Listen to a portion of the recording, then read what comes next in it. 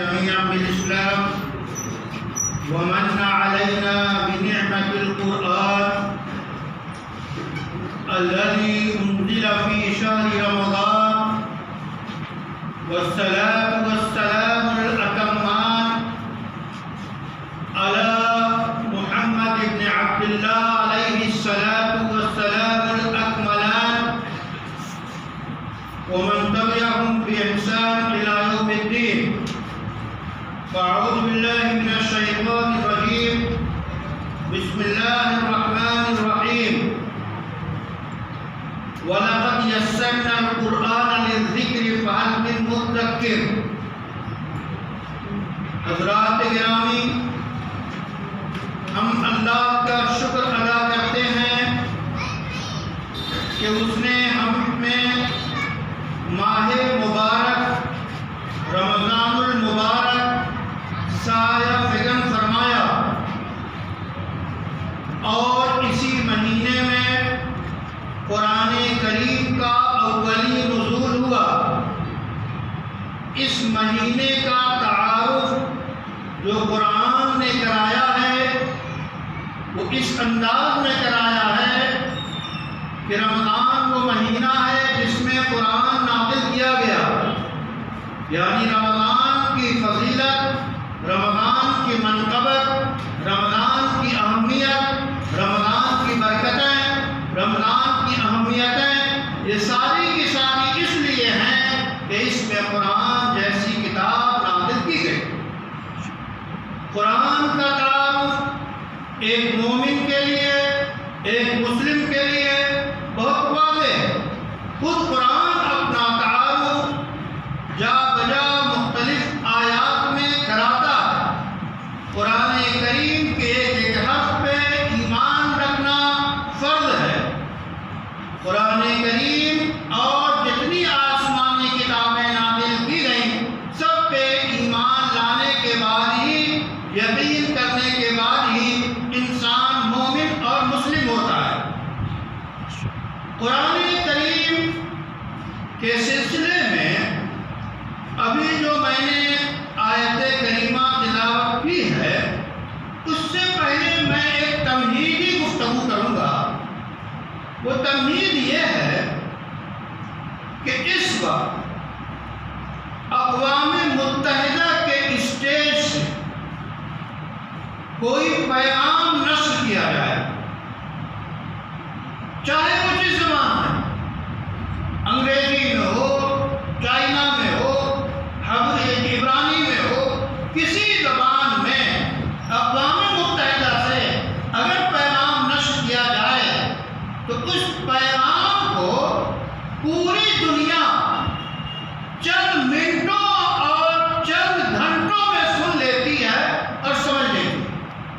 اقوام متحدہ کی جو زبان تھی وہ انگریزی تھی مثلا، لیکن پوری دنیا میں، پوری دنیا کے انسانوں تک بڑی حد تک وہ پیغام پہنچ جاتا ہے، اور صبح کو اخبارات میں یہ پڑھ لیتے ہیں ہم اور آپ اردو میں بھی، کنڑ میں بھی، کہ اقوام متحدہ میں یہ کہا۔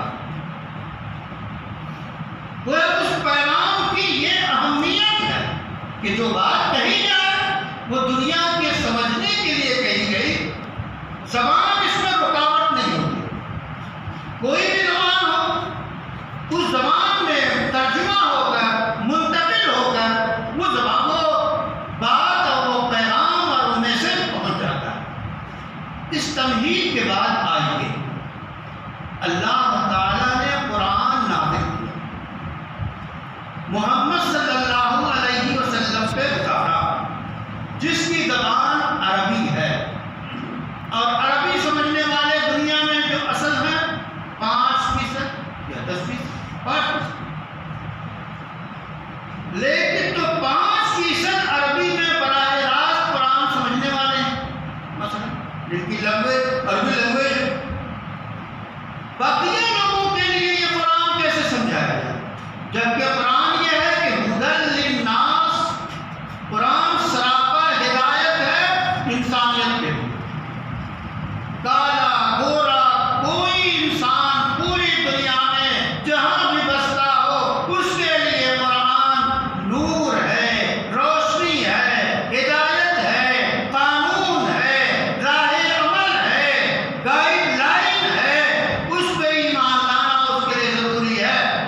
قرآن کہتا ہے ہدی للناس، لیکن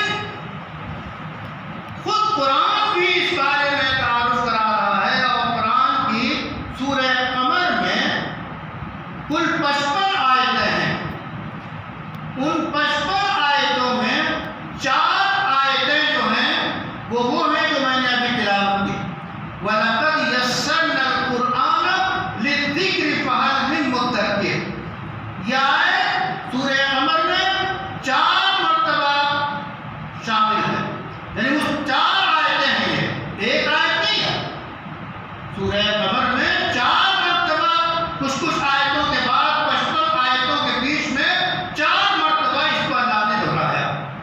اب ذرا غور کیجیے، ہمیں اور آپ کو کسی بات کی اہمیت بیان کرنی ہوتی ہے تو ایک مرتبہ کہنے کے بعد دوبارہ کہہ دیتے ہیں تاکہ یہ بات کی اہمیت واضح ہو جائے، سے بارہ کہہ دیتے ہیں، لیکن اللہ نے اس بات کو 4 مرتبہ کہا۔ اب اللہ کا کلام اس سے زیادہ بلیغ، اس سے زیادہ فصیح، اس سے زیادہ جامع، اس سے زیادہ نافع، اس سے زیادہ اہم کلام کس کا ہو سکتا ہے؟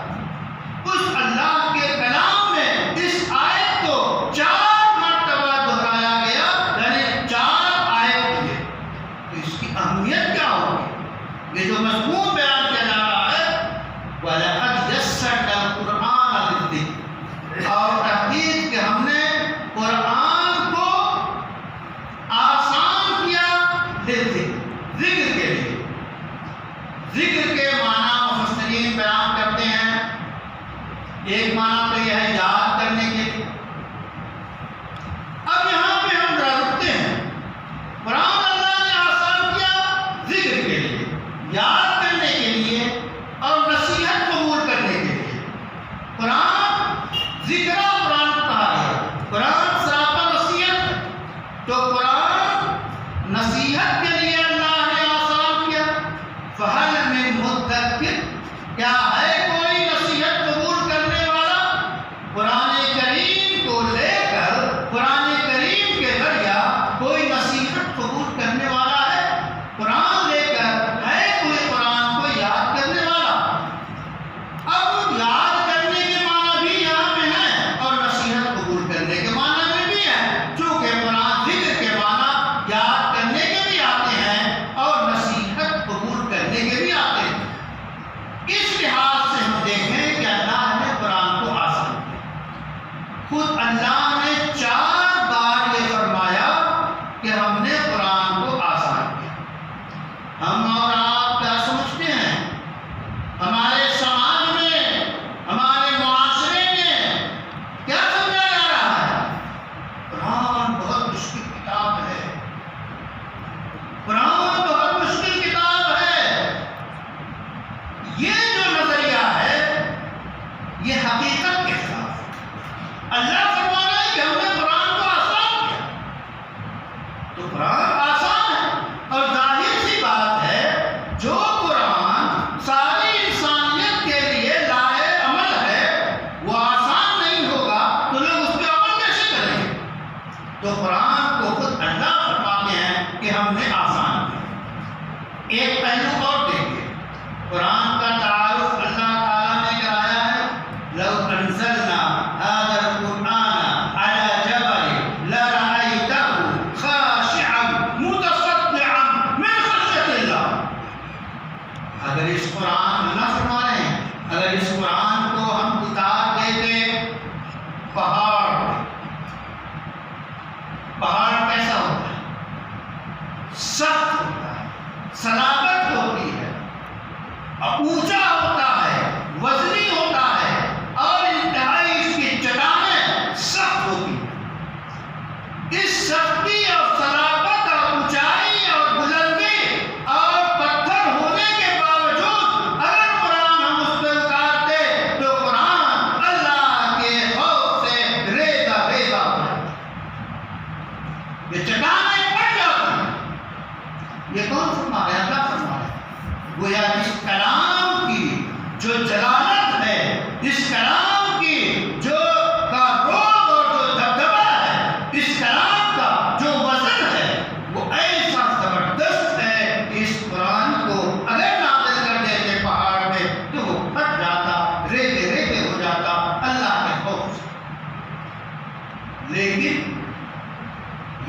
اللہ کی مہربانی ہے، اللہ کا لطف ہے، اللہ کا احسان ہے کہ ایسے عزیز الشان کرام کو جب ایک ننھا بچہ اپنے نازک ہونٹوں سے پڑھتا ہے تو حلاوت اور شیرینی محسوس کرتا ہے۔ قرآن کو جس مرتبہ پڑھیے، جے بار پڑھیے، نئی لذت، نئی حلاوت پائیے۔ دنیا کی کوئی کتاب ایسی نہیں ہے کہ بار بار پڑھی جائے تو اچھی لگے، ایک بار پڑھیے، دو بار پڑھیے، پھر طبیعت بور ہو جائے گی، لیکن قرآن ایسی کتاب ہے کہ جتنی